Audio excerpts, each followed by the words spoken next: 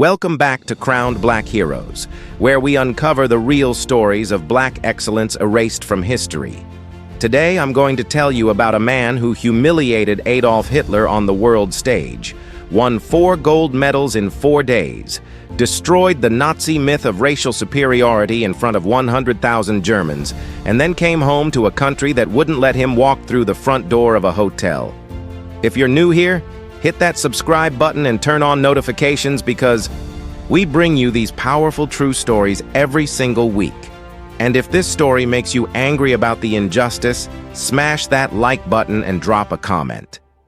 Now let me tell you about Jesse Owens, the fastest man alive who proved black excellence to the entire world and got nothing but poverty and humiliation in return.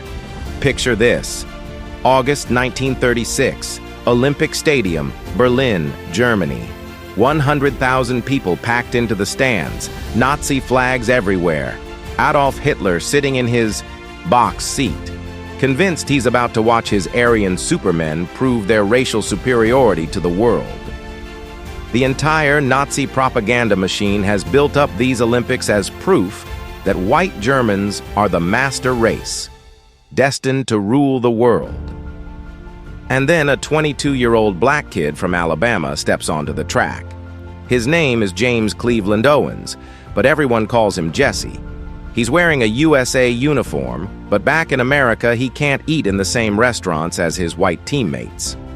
He can't stay in the same hotels. He can't even use the same bathrooms. But none of that matters right now because for the next 4 days, Jesse Owens is about to make Adolf Hitler and his entire twisted ideology look absolutely foolish in front of the whole world.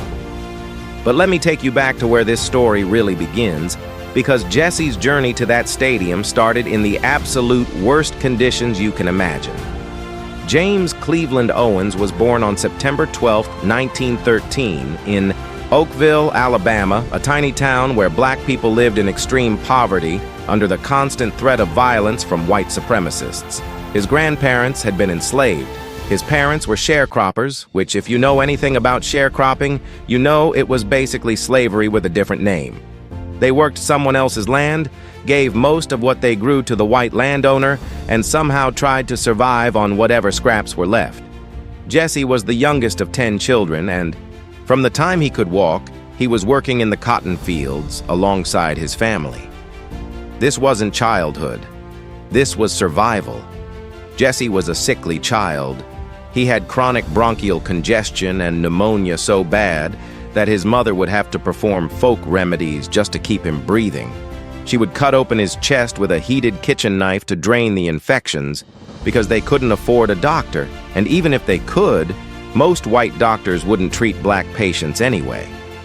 Imagine being a little boy going through that kind of pain, that kind of terror, knowing your own mother has to cut into you just so you can breathe. That's the America Jesse Owens was born into. That's the reality for black families in the South in the early 1900s. When Jesse was 9 years old, his family made the decision that saved his life. They joined the Great Migration, that massive movement of black families fleeing the violence and oppression of the South for opportunities in the North. They moved to Cleveland, Ohio, hoping for a better life, and it was better, but barely. They were still poor. Jesse's father found work in a steel mill. Jesse himself worked multiple jobs before and after school, delivering groceries, working in a shoe repair shop, loading freight, whatever he could find to help his family eat. He didn't have time to be a kid. He didn't have the luxury of just playing and having fun. Every single day was about survival, about making enough money to not starve. Then something happened that would change everything. Jesse enrolled at Fairmount Junior High School, and on his first day, when the teacher asked his name, his thick Alabama accent made JC sound like Jesse. The name stuck, but more importantly, that school had a track coach named Charles Riley, who saw something special in this skinny kid who was always running late to class because he was working. Riley noticed that Jesse was fast. Not just fast, supernaturally fast. He pulled Jesse aside and asked if he wanted to join the track team. Jesse explained that he couldn't practice after school because he had to work. So you know what Coach Riley did? He trained Jesse before school, in the early morning, when most kids were still asleep. That's dedication.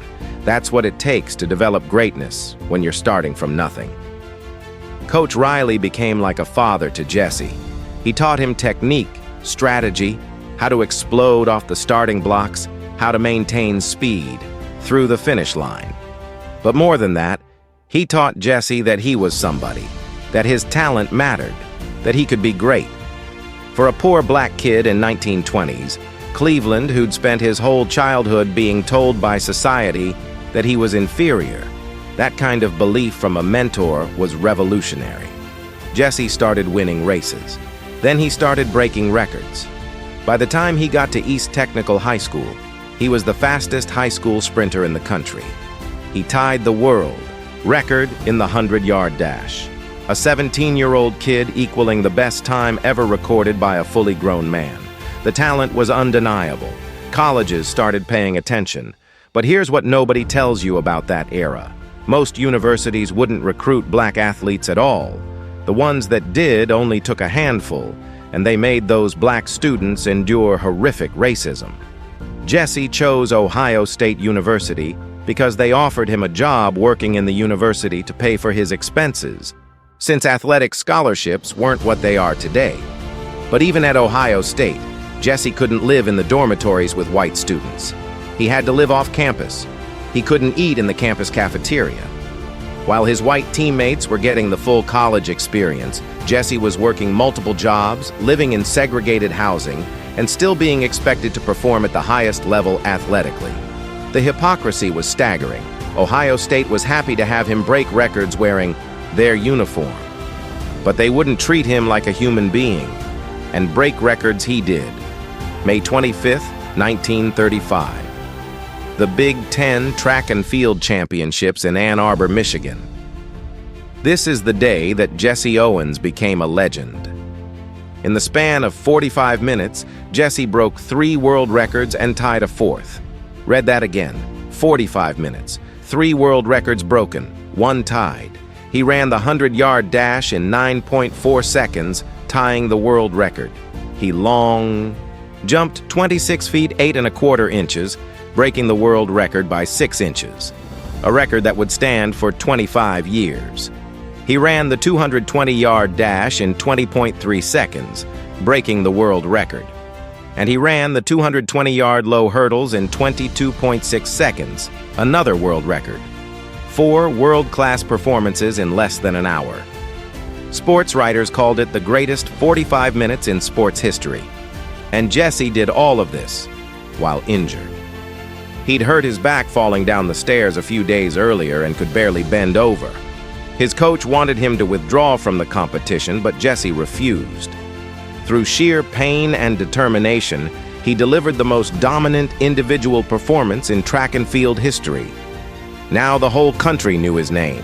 Now the pressure was on. The 1936 Olympics were coming to Berlin, and everyone expected Jesse Owens to represent the United States. But the political situation made everything complicated. Adolf Hitler and the Nazi Party had come to power in Germany, and they were using the Olympics as a propaganda showcase.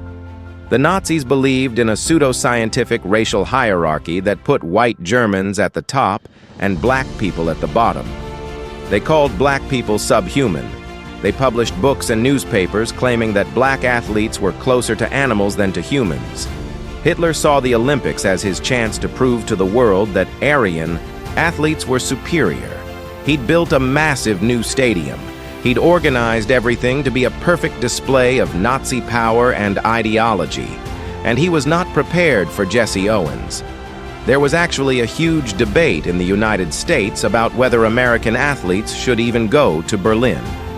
Many people, including prominent black leaders, argued for boycotting the Olympics to protest Nazi racism and anti-Semitism.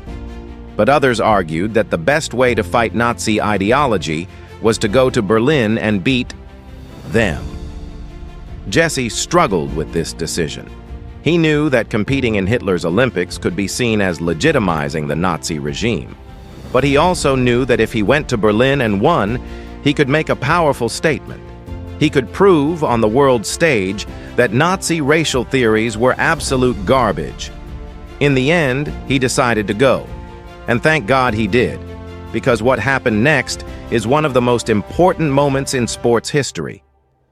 The American team sailed to Germany in July 1936.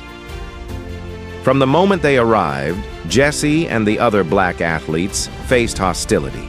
The Nazi press published cartoons depicting black athletes as apes and savages.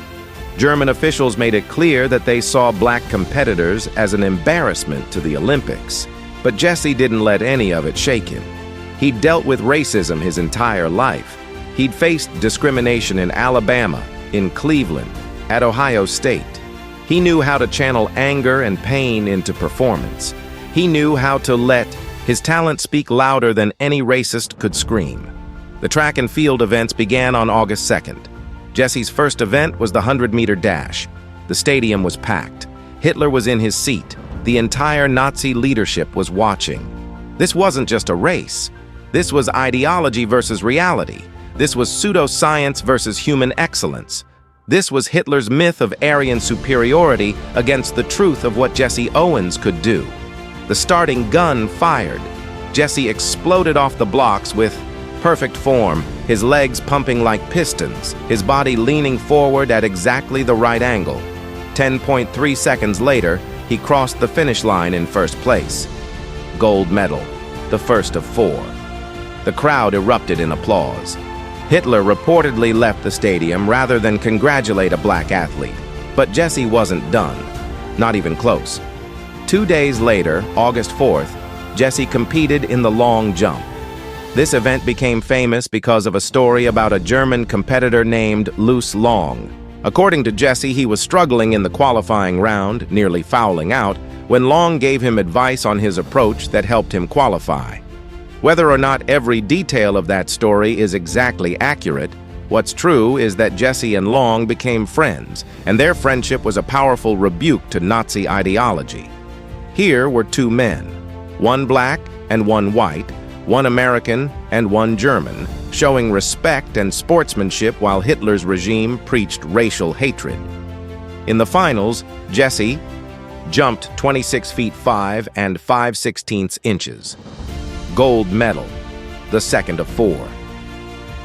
Louis Long won the silver medal, and the image of them embracing after the competition became iconic. Jesse later said that it took courage for Long to befriend him in front of Hitler and the Nazi leadership. Long would die fighting for Germany in World War II, but before he died, he and Jesse exchanged letters. That friendship mattered to Jesse for the rest of his life.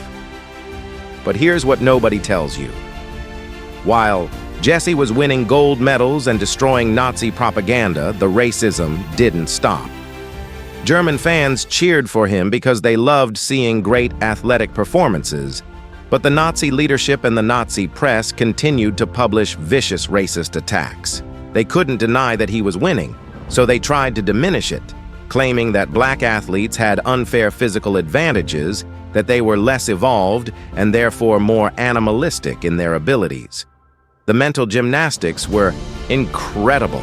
Jesse was literally proving them wrong in real time, and they still couldn't accept reality. August 5th, the 200-meter dash. By now, Jesse was already a sensation. 2 gold medals in 2 events. But the pressure was mounting. Could he do it again? Could he keep performing at this superhuman level? The answer was yes. Jesse ran the 200 meters in 20.7 seconds, setting a new Olympic record.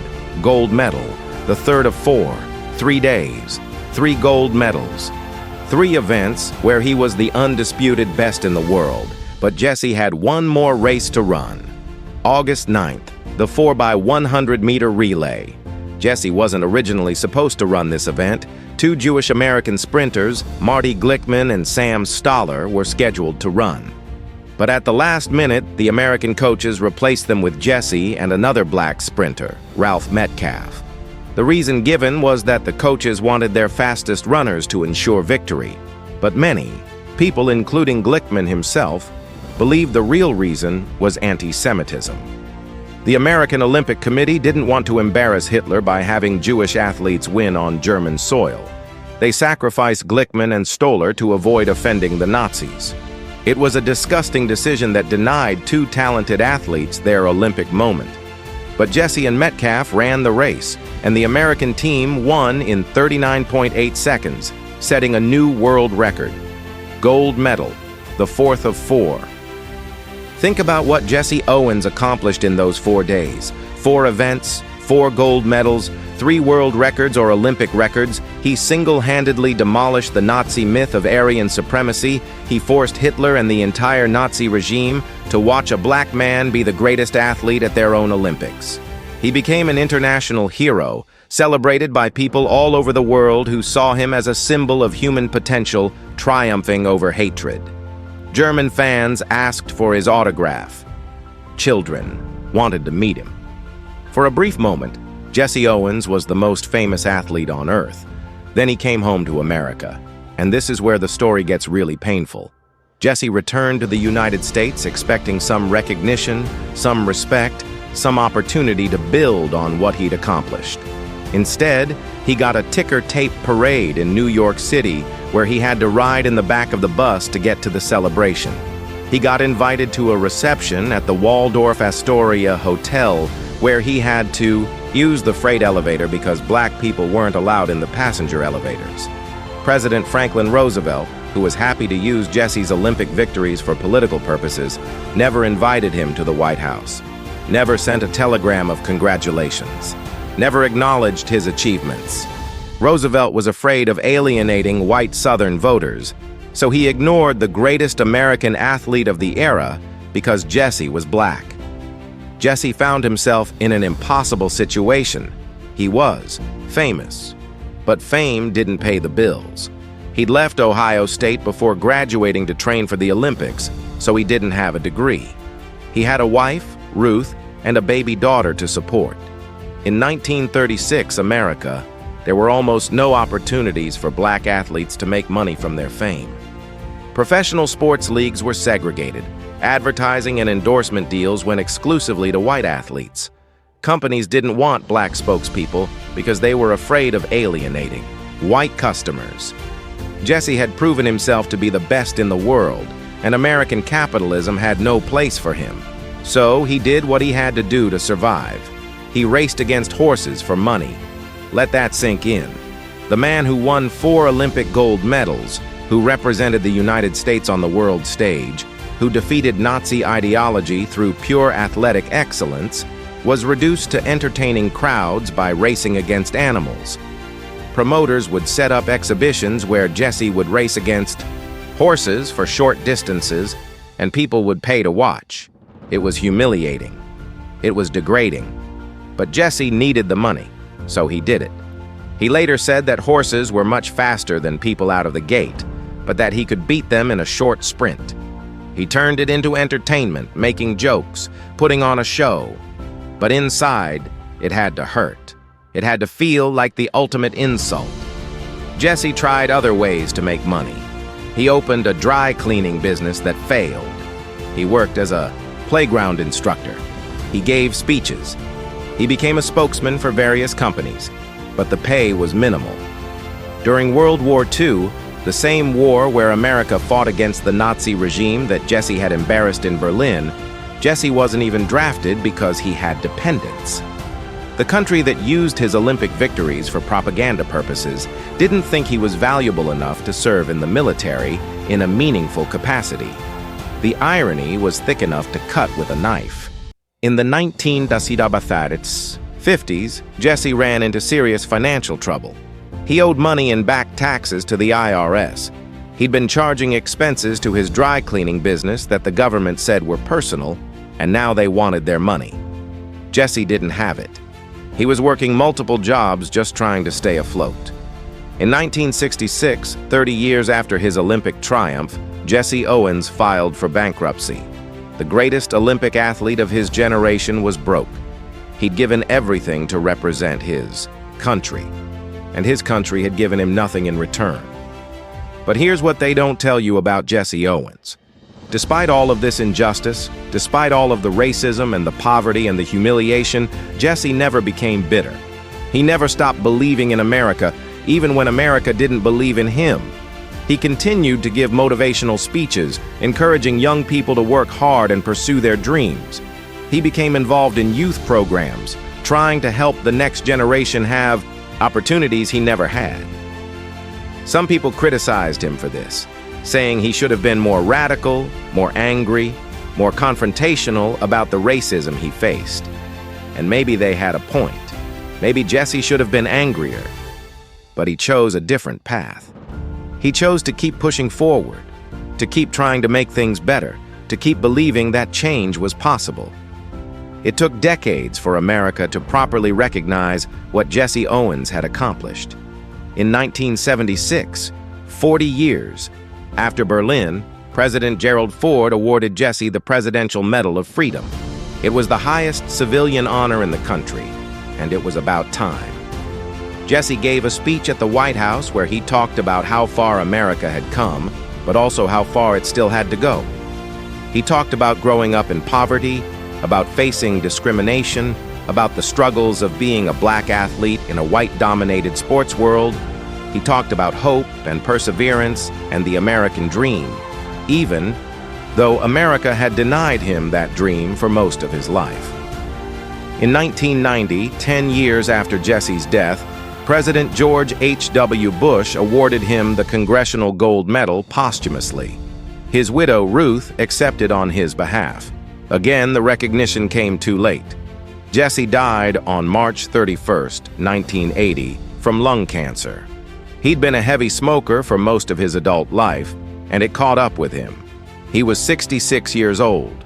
His funeral was attended by thousands of people who finally understood what he'd meant to history, what he'd meant to the fight against racism, what he'd meant to sports.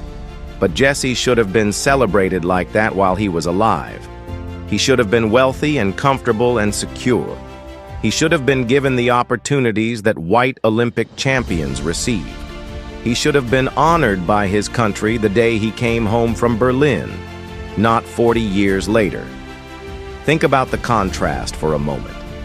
Jesse Owens went to Nazi Germany, the most racist regime in modern history, and was cheered by German crowds who appreciated his talent. Then he came home to supposedly democratic America and was treated like a second-class citizen. He couldn't vote in many southern states. He couldn't eat at lunch counters, he couldn't stay in hotels, he couldn't get a decent job despite being the most famous athlete in the world. The country that claimed to stand for freedom and equality treated Jesse Owens worse than the Nazis. Treated him at their own Olympics. That's not an exaggeration, that's a fact. And it's a fact that should make every American deeply uncomfortable. Jesse's story exposes the fundamental hypocrisy at the heart of American racism in the 20th century. America loved to use black excellence for propaganda purposes. They loved to point to Jesse's victories in Berlin as proof of American superiority. They loved to say that democracy was better than fascism, that freedom was better than tyranny. But they didn't actually treat black people with freedom or equality. They used Jesse to score political points against Hitler, and then they threw him away. They celebrated his Olympic medals while denying him basic human rights. They wanted the benefits of his talent without giving him the dignity he deserved. And this wasn't unique to Jesse. This was the experience of almost every successful black athlete and entertainer in that era. You could be the best in the world at what you did, and white America would still find ways to diminish you, to exploit you, to deny you opportunities. You could win gold medals, break records, generate enormous revenue for white team owners and promoters, and still end up broke and forgotten. The system was designed to extract value from black talent while ensuring that black people themselves didn't accumulate wealth or power. Jesse Owens is a perfect example of how that system worked. But Jesse's legacy is more than just a story of injustice. It's also a story of what's possible when talent meets determination. Jesse came from nothing. He was born to sharecroppers in Alabama. He grew up in poverty. He worked multiple jobs his entire childhood and young adulthood. He faced racism at every turn. And despite all of that, he became the greatest athlete of his generation. He rewrote the record books. He dominated the Olympics in a way that few athletes have ever done before or since. He proved that excellence doesn't care about your skin color, or your bank account, or where you were born. Excellence is excellence, and Jesse had it in abundance. Jesse's victories in Berlin also had a political impact that went beyond sports. At a time when fascism was rising, when dictators were preaching racial hatred, when the world was sliding toward catastrophic war, Jesse Owens stood on a podium and showed that Nazi ideology was built on lies. He didn't do it with words or weapons. He did it by being undeniably, unquestionably superior at what he did. You can't argue with a stopwatch. You can't spin a tape measure. Jesse's performances were objective proof that the Nazi theory of racial superiority was garbage, and millions of people around the world saw that proof with their own eyes. That mattered. It mattered then, and it still matters now.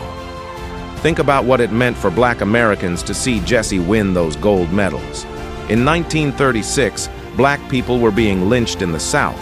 They were being denied the right to vote. They were being systematically excluded from economic opportunities. They were being told every single day, in 1,000 different ways, that they were inferior. And then Jesse Owens went to Berlin and proved otherwise. He gave Black communities something to be proud of, someone to look up to, proof that the racist lies they were being told were false. That kind of inspiration is powerful. It's the kind of thing that gives people the strength to keep fighting for justice, even when the odds seem impossible. Jesse also paved the way for future generations of Black athletes. Without Jesse Owens, you don't get Jackie Robinson breaking the color barrier in baseball. You don't get Muhammad Ali becoming a global icon. You don't get Wilma Rudolph, Arthur Ashe, Michael Jordan, Serena Williams, or any of the countless Black athletes who have dominated their sports. Jesse proved it was possible. He showed that Black athletes could compete at the highest level and win. He showed that talent was colorblind even if society wasn't. Every Black athlete who has succeeded since 1936 owes something to Jesse Owens. But we can't sugarcoat the pain of Jesse's story. We can't ignore the fact that he was exploited and discarded. We can't pretend that winning 4 gold medals protected him from racism or gave him the financial security he deserved. Jesse struggled financially for most of his life. He died without ever receiving the full recognition or compensation he earned. His story is a reminder that representation and symbolism aren't enough. It's not enough to celebrate Black excellence while maintaining systems of inequality. It's not enough to cheer for Black athletes while denying Black people equal rights. Real justice requires structural change, economic opportunity, and a genuine commitment to equality. Jesse Owens deserved better from America. He deserved to come home from Berlin to a hero's welcome that meant something tangible. He deserved endorsement, deals and coaching opportunities, and financial security. He deserved to be honored by presidents and celebrated by the nation he represented. He deserved to live comfortably, to provide for his family without racing horses or filing for bankruptcy. He deserved to be remembered as the legend he was while he was still alive to see it. Instead, he got poverty, humiliation, and delayed recognition that came too late to make a difference in his life. The erasure of Jesse's story from mainstream American consciousness is also telling. Ask the average person today to name famous Olympians, and they might mention Michael Phelps or Usain Bolt or Simone Biles. But many people don't know who Jesse Owens was or what he accomplished. His story isn't taught in schools the way it should be. His name isn't a household name despite being one of the most significant athletes in history. That erasure is intentional. It's easier to celebrate sanitized versions of Black history than to confront the ugly truth of how Black heroes were treated. It's easier to ignore Jesse Owens than to ask why America failed him so completely. Before I close, I want you to imagine something. Imagine you're Jesse Owens in 1936, stepping off the boat in New York City after conquering Berlin. You're carrying 4 gold medals. You've just humiliated Adolf Hitler and the entire Nazi regime. You've made your country proud on the world stage. You've proven yourself to be the greatest athlete of your generation. And you're coming home thinking maybe, just maybe, things will be different now. Maybe you've earned some respect. Maybe you've earned some opportunities. Maybe America will finally see you as a man, as a champion, as someone worthy of dignity and honor. And then you're told to ride in the back of the bus. You're told to use the freight elevator. You're told that no, the president won't meet with you. No, you can't live in decent housing. No, you can't get a job that pays well. No, those opportunities are reserved for white athletes. You can keep your medals, but don't expect them to change anything. Don't expect them to protect you from racism. Don't expect them to open doors. You're still just a black man in America, and that's all you'll ever be to the people in power. That was Jesse's reality. That was the America he came home to. And if that doesn't make you angry, I don't know what will. If this story moves you, if it makes you think about how we treat our heroes, if it makes you want to learn more about the real history of black excellence in America, then I need you to act right now. Hit that like button to help this story reach more people who need to hear it. Subscribe to Crown Black Heroes and turn on notifications, because every single week we bring you these powerful, true stories that they don't teach in schools. Drop a comment below. What did you learn about Jesse Owens that you didn't know before? How does his story change the way you think about American history? Share this video on every platform you're on.